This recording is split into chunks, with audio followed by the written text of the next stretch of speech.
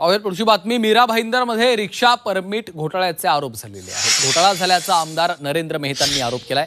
बनावट कागदपत्रांच्या आधारे परमिट लाटलं, आमदार नरेंद्र मेहतांनी गंभीर आरोप केलाय।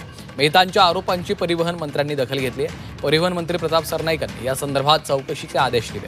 मागील 10 वर्षात दिलेल्या सर्व परवान्यांची तपासणी करण्यासाठी शहरात महिनाभराचा विशेष कॅम्प लावला जाणार आहे, असं देखील समजतं। 16 हे रोहिंग्या मुस्लिम आहे, ज्यांनी सगळे पाहिजे तसे बनावटी कागदपत्र केले। उदाहरण सांगायचं असेल, हा अडाणीचं लाईट बिल आहे, याचा नंबर आहे 15339650। हा नाव आहे आर्केड डेव्हलपर्स। पण एका व्यक्तीने काय केलं, त्याच लाईट बिलला कॉपी पेस्ट केलं, असगर अली, आणि तोच हा नंबर आहे 153950। म्हणजे अशा बिलाला वारंवार स्कॅनिंग करून नावं चेंज करायची आणि मीरा भाईंदर मधना परमिट घेतलेले।